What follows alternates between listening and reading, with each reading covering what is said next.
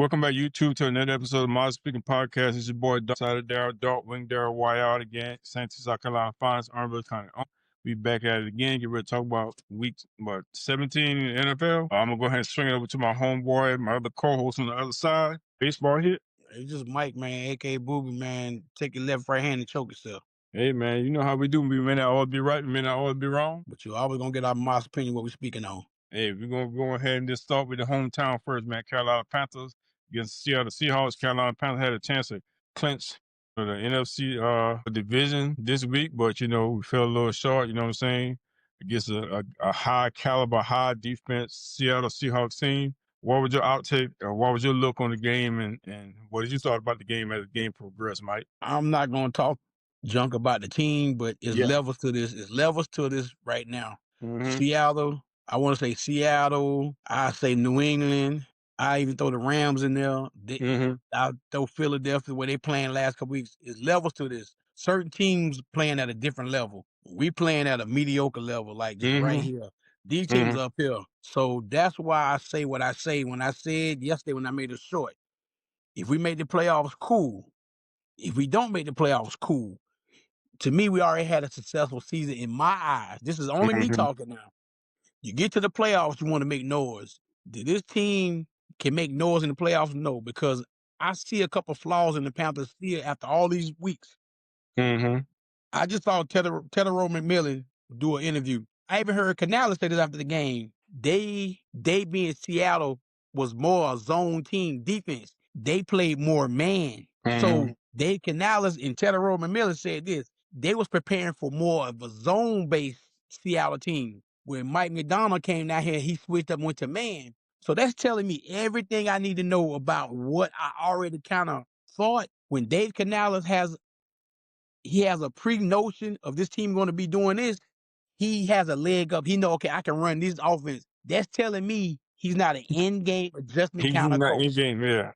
So when I didn't mean this is recently since me and you talked earlier at work. Yeah. I just saw this from Tech McMillan, and I just saw this from Dave Canales at the press conference after the game. He said that they played more man than what we thought they were. Okay, well guess what? You got to have a playbook for both sides. For that, yeah. So that means you're not an in-game coach yet. So this is what they're telling me. Mike McDonald threw something at you that you weren't ready for. And so this is what I'm trying to tell you. When me and you had this conversation back and forth, not being in front of the camera, they're not a playoff team. Because when you get in the playoffs, people going to throw the kitchen sink at you. If you can't make adjustments in the regular season game, and I'm not, it's not a knock on Dave Canales, because this is only his second year. Yeah, it is. Well, to me, you got to learn from it. And hopefully, and I'm thinking, I'm going to show you, I'm going to tell you another game that I thought he should learn from. Look at the San Francisco game. He never made no adjustment in that game. And see, people understand, he's trying to be like the Schottenheimers in San Fran, the McVay for the Rams, the Ben Johnson for Chicago. He's not there yet. He's not on that level yet. So they might have to do some evaluation this offseason. They might have to do some evaluation to say, hey, you know what? You pretty much got the guys going the right direction, but we might have to get an OC here that can steer this thing to the you know, to get the full potential out of all of these guys. Because now I'm starting to figure out, can the receivers get off a bump and run? Can they get off press? This is another thing I'm seeing. A lot of time when Bryce holding the ball, we gotta watch this game from above. Yeah. Not from the TV. They're only showing you above. Can these guys beat one-on-one press coverage? Can they get off a press? I don't know. Because it seems like to me, none of the receivers to me can get off press coverage. That's just my opinion.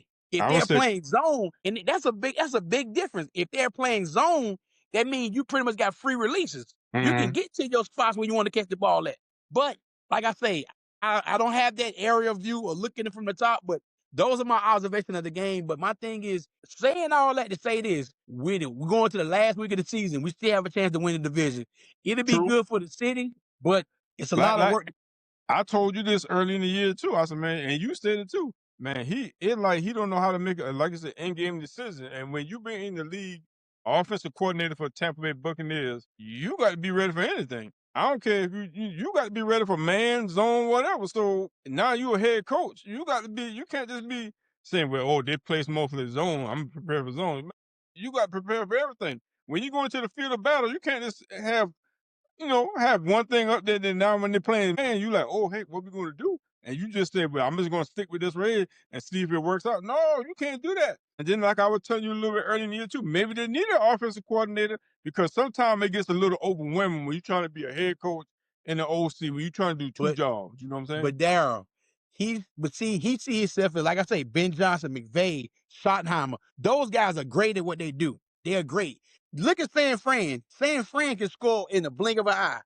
McVay and them can score at a blink of an eye. Ben Johnson got Caleb Williams. They can score in the blink of an eye. I mean, you got some offense, you got some head coaches. Andy Reid is the offense coordinator. He's the offense coordinator for Kansas City, but they getting older, so that's why you're not seeing them explosive. You got only a select few coaches can do both, but he might have to evaluate himself and look back at this season and say, you know what, I might have to hand the reins over to somebody else. And Same so far, thing.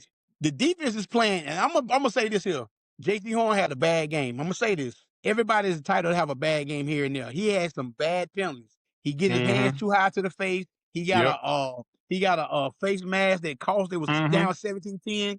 But I'm gonna say this too. People not giving this guy enough credit. People always say you got a lockdown, shutdown, cover corner on one side. The Panthers got a hell of a damn cornerback on the other side of Mike Jackson. Mike Jackson done held his own this year. Yeah. I know J.C. Horn gets all the credit, but Mike Jackson is a hell of a cornerback on the other side. See, with the Panthers, they have to do this all season is evaluate everybody. Your secondary is okay. It's good. Except for number 21. I do not like Nick Scott at all. I think Nick Scott needs to be gone. That's just my opinion. Don't know the guy, but he misses too many tackles, and they need to get rid of that. Linebackers, they can upgrade bad at linebackers. We're used to dogs here. The Tommy Davis, Luke Kuechly, the Beeson, the Dan Morgans. We're used to dogs here. I'm not talking bad about Boone or Tevin Wallace, but it's not going to work. And you got to get somebody on the front besides the Derrick Brown.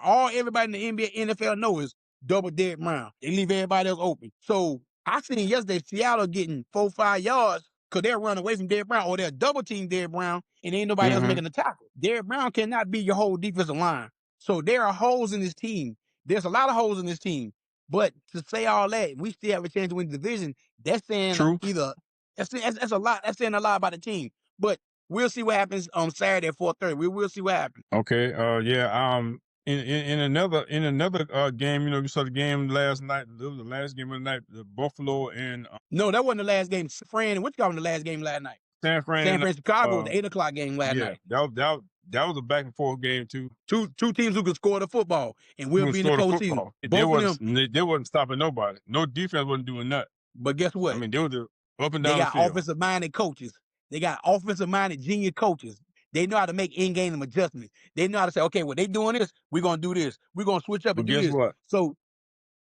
But guess what? Them might be the ones that be one and done because we all know defense win championship. When them defense start clamping down on, it's a wrap. You can't stop nobody else. It's over with. And them strong defenses like the Texans and the Seahawks and like those teams. Yeah, I put Philadelphia in there too. Because Philadelphia looked damn good yesterday against Buffalo. They look damn good. Yeah. So if that Philadelphia team defense look like that in the postseason, in the NFC, I can see it coming down between the Rams, Seattle, and Philadelphia. That's who I see it coming down between those three. The AFC, I see New England. But I told you my dark horse, and there's always gonna be my dark horse, is Houston. Them Texans, Houston got a hell of a defense. Playing that defense can carry you a long way. So yes, it will. It can carry you over to the Super Bowl. Super Bowl. So then the Texans got that type of defense. You know what I'm saying? Where they rush forward, they send everybody else back. Hey man, pick your poison. You know what I'm saying? Where you want to go at? Cause eventually one of them four going to get to the quarterback. So you better make quick, sharp decisions. You're going to dink and dunk. You're going to, throw in the small coverage areas of the zone, or depending on if they do zone or man to man or whatever you want to do. But hey man, you better be in your A game. That's all I know. So like I said, Houston beat the Chargers. That was what, Thursday? That was Thursday night? No, that's Saturday. Saturday, I thought. I want to say it was a Thursday game. They played Saturday? They played Saturday. Let me look. No, because we came back to work that day. The next day. No, remember, I think who played Thursday night? That's what I'm saying. I think it was Houston. No, I don't think they played. I think they played Saturday. It was 2 games Saturday. Green Bay played Baltimore 8 o'clock Saturday night. Houston played, I think, the Chargers at 4 o'clock Saturday afternoon. Okay, yeah, it was Saturday. Yeah, it was Saturday. Yeah, that was a Yeah, that was that Saturday. it came down to the last minute, but they beat them because they defense is like that. The Chargers field goal kicker missed the field goal and he missed the extra point. And he's supposed to be the most accurate kicker in NFL, supposed to be history. He missed a field goal and he missed an extra point. And the Steelers had a chance to clinch a playoff spot, but like I said, in the division game, they're playing against Cleveland Browns. But that DK Metcalf, it's crazy. It's starting to creep up on them, because they ain't had nobody to get the ball to. And these 2 games out, it may hurt them. That DK Metcalf, that incident he did can ultimately cost them not even getting the playoffs because Aaron Rodgers really had nobody to go down the field with. And Cleveland defense is stout. They have a top 10 defense at best. So you hurt this team. You hurt your team more than anything else. And it's reports now saying that this guy that he is supposedly hit or trying to punch, he did something with him when he was with Seattle. The same fan helping him then. But let me tell you something about sports. But they say they say he been reporting it to him, like, hey man, this dude, but he reported to the NFL. Darryl, but let me tell you something. No matter what that man calling you, your focus should be on that field, not in the stands. How are you listening to this man here and you supposed to be focused on the game? I get fans gonna call you anything in the world if you're an opposing player in a stadium. You got to be focused on that field, not in the stands. That's when you call. You got baby ears. He's supposed to say something to the security people back there.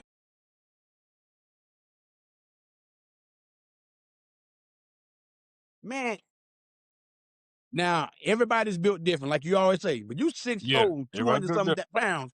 You worried about what a fan is saying in words in the stands? Come on, man. Come on.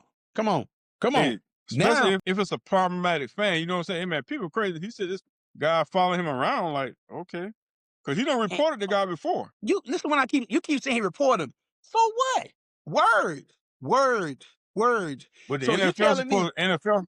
So you telling me when Michael Jordan, you think when Michael Jordan was on the court, Kobe Bryant was on the court, they were worried about what people saying in the stands? You think they were worried about that? Hey, Mike, you talking about 3 different generations. How many generations? This generation ain't built like us. This what me and you. They ain't built like us. Let me show you something. Are they playing a sport? Are they playing a sport? Yes or no? They getting paid a lot of money to play a sport, right? True. Quit bitching and complaining. You getting paid more money than anybody else that's walking around got a regular job. You talking to the 80s kids, or you talking to the 80s kids, or you talking to a 2000 kid? I don't give a damn what generation you talking about. Because you do. It's different. It's built different nowadays, man. Okay, so let me show you something. We work for the post office, right? If a customer come up to you and say something to you crazy with words, if a customer come up to you and say something with words, you gonna punch him and lose your job. I'm gonna do that right there. What's that mean? So you gonna lose your job over some words? No, I ain't doing. Hey, man. I perceive you as a threat. You come run up to my vehicle, you automatically threat. That's an automatic threat. Man, you be talking about supposed to come to the post office. You ain't supposed to come to the vehicle. But this is what you always talk about generations. It's not about a generation. It's about you as an individual. Yes, it is too. Everybody knows this built different, man. Okay, you mean tell me? I'll tell you. I'll give you a perfect example. You know, these people that come, the new people that come out of job, how long they work there before? Man, y'all got to do all this right here. Man, this is a lot of work. But some quit and some stay there, though, don't they? Some quit and some stay there, right? But some quit though, right? Some stay. Out of 10, how many? You might get 2 or 3. 1, 2 or 3. Exactly. What? Now back in our days, guess what? In the 70s and 80s, 10 out of 10 probably be staying. You see what I'm saying? Man, I'm not going for that 10 out of 10 because of generations and stuff. Yes, let me show you something. Mike, you see it right now. Go to Bojangles and order you something to eat and see what you get. They be on the phone. They be listening to, hey man, you want to place my order? You want to fix my order? Man, your order all messed up. Cause these people don't want to work, bro. Man, come on, man. You cats are different, man. They're different. Let's stop it, man. Let's be real now. Keep it real with our watches up there. I'm being real. Listen. So you telling me DK Metcalf worried about words? See how black I am? Hey, look, hold on. You see how black I am? I'm black a long time, man. Hey, 70s baby. Yeah, I done got called everything from witch's kettle to a damn black burnt oil, tall baby, or jigaboo. You know what I'm saying? It make your skin thick, man. Yeah, you said something to these cats now, man. What? They be ready to put out a piece on you. The skin thin, man. But So that's what I'm saying about DK Metcalf thing. So he got all the muscles and got all that speed, but he thin skinned basically. He might be thin skinned. Man, listen. Might be thin skinned. All I know is he gonna cost his team a chance to go to the playoff because of what his action did the other day. Yep. And to me, that's the craziest thing I ever seen. You worried about a one man in the stands instead of worried about what's on that football field. But neither here or there. If that's how they feel, or that's how this is what you saying, the generation. I know for me, I'm worried about my money and I'm worried about helping my team win. I ain't worried about who in the stand talking to me. I used to love when people talk junk when I played sports. That make me play better when you talking junk about me. I love it. That make you play better, yeah. So you play harder, so you sitting here worried about what this man saying? You know some people that used to that trash talking like that, man. That trash talking hit different, man. And you see Cam Newton. Cam Newton said that them three guys jumped to him. That's what it was. Cam said I can talk junk all day long, but I didn't put my hands on them. They rushed me. Exactly. Because we were doing this here. We were talking. Them guys, they couldn't take it. But Cam is a new baby. He ain't no 80s baby. He ain't no 70 baby. You got to see where Cam grew up. Anyway, he grew up in Georgia, Atlanta, Georgia. So what? He grew up in Georgia. Hey man, come on, man. In the A, man. Yeah. So now you where you grew up at, that make a difference too. Huh? I'm just saying you gotta see where he grew up at. Yeah, where your habitat. Man, listen. Every time I give you something, you give me a rebuttal or you give me something. Why? Yeah, that's what I'm supposed to do. That's what we're supposed to do. This is my speaking podcast. We ain't gonna agree on everything. Yeah, I know. Hey, yeah, I know. If we gonna agree on everything, if we want to be a part of the get along, go along gang, hey, we ain't doing that. This is what our people want, man. They want us to say, listen, hey, yeah, that's what you need to get, man. Listen. Hey, so let me ask you this. Where is DK Metcalf from, probably? He went to Mississippi. Where you think he's from? Yeah, I think he's from that area, Mississippi, yeah, from that area. And that's well. In the South, right? Deep. So you telling me you don't hear stuff like this? He probably been surrounded. And guess what? I'm gonna tell you why the reason why I say that. Cause he probably been surrounded by 100 acres of farmland. Ain't too many people going down them roads where he at. So he ain't probably had nobody really picking at him too much. So he got one of the roads that got about 3-4 miles of dirt before you finally get to the house. Exactly. So you see the wheels coming. You can see the dirt coming, like somebody coming to the house. We see dirt popping up. Yeah. Ain't nobody going down there mess with him, man. Because I know what that image look like. I know what that look like. Yeah. Some people on here might not know what we were talking about, but when you in the South, sometimes you don't have no gravel, you don't have nothing. You got dirt roads. And all you see is dust coming. You can get your house 2-3 miles back in the woods. You like somebody coming because dust popping up. Exactly. So somebody coming. You see that dust coming down? Exactly.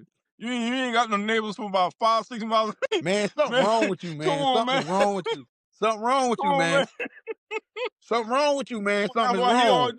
He worked on a farm with his dad and stuff. You know, his dad showed him some things because I think his dad played football too, right? I don't know. I think his daddy did. Yeah, his daddy did play football. Yeah, so his dad had kind of show him that stuff. Yeah. So yeah, you know, ain't nobody really messing with him. He can practice all he want out there in the field, lift all the weights that he want, work with the cows, the pigs, the hogs, and things like that. You see what I'm saying? Ain't nobody. Every now and then you get a visitor. You see somebody. You see that dirt coming down the road. Oh, hey, we got somebody coming. Are you trying to say? Hold up. Are you trying to say the first time you see civilization was probably what? Middle school, high school? Yeah, probably so. Hey man, listen. When we start talking about this kind of stuff, your ears jump up. Your ears are perked up like antennas. Yeah, man. You love this kind of talk right here when we start talking about the South. But man, so DK Metcalf, if what my partner saying is true, then I apologize to you. But brother, DK, man. Hey, my brother, what I'm saying to you is you put your team in the world of hurt. You the number one receiver on that team. You done put your team behind the 8 ball. And then when you play in Baltimore, I think they got the Sunday night game. They moved that game to Sunday night this week. Yeah, Sunday night. What Derrick Henry did yesterday, if Derrick Henry looked like the Derrick Henry I saw Saturday night against Green Bay, if they just see him, but the bigger question of this game is, are you going to start Hundley or are you going to bring Lamar Jackson back? That's the biggest question. That's the biggest one.